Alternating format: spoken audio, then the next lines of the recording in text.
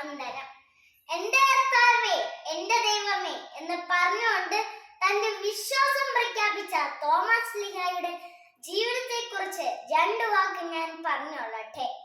ഭാരത ക്രൈസ്തവരായ നമ്മെ സംബന്ധിച്ചിടത്തോളം വിശ്വാസത്തിന്റെ വലിയ മാതൃക നമുക്ക് പകർന്നു നൽകിയ ഒരു വ്യക്തിത്വമാണ് വിശുദ്ധ തോമസ് ശ്ലീഹ. വിശ്വാസം എന്നത് സാക്ഷ്യത്തിലൂടെ സ്ഥിരീകരിക്കുന്ന ഒരു വലിയ അനുഭവമായിട്ട് നമുക്ക് കാണാൻ സാധിക്കും. ഉത്ഥിതനായ ഈശോയുടെ ഉത്ഥാന രഹസ്യം കണ്ടു വിശ്വസിക്കുന്നവരിൽ ഒരാളാണ് വിശുദ്ധ തോമസ് ശ്ലീഹ. തോമസ് ശ്ലീഹ എന്ന പേര് കേൾക്കുമ്പോൾ തന്നെ നമ്മുടെ ഉള്ളിലേക്ക് കടന്നു വരുന്നത് സംശയം എന്ന വാക്കാണ്.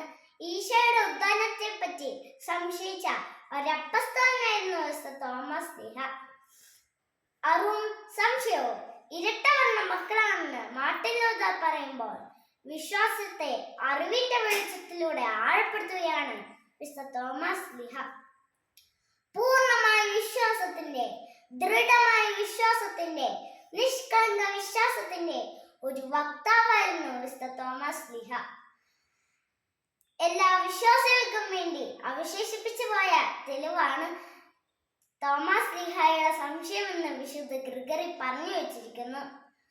എല്ലാ മുറിവുകളോടും കൂടെ, എല്ലാ തെളിവുകളോടും കൂടെ നമ്മുടെ കർത്താവായ യേശു ക്രിസ്തു ഉയർത്തു എന്നത് എല്ലാ വിശ്വാസികൾക്കും വേണ്ടി അവശേഷിപ്പിച്ചു പോയ തെളിവാണ്.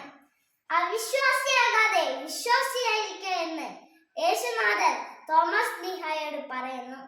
യേശുനാഥന്റെ ഒരു ദർശനത്തിലൂടെ തോമസ് ശ്ലീഹായുടെ കാഴ്ചപ്പാടുകൾ മാറുകയാണ്.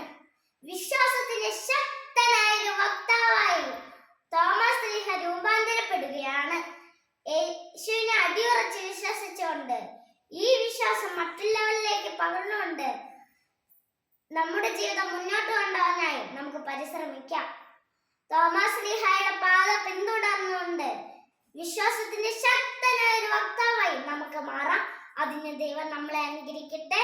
നന്ദി, നമസ്കാരം. ജയ് ക്രൈസ്റ്റ്.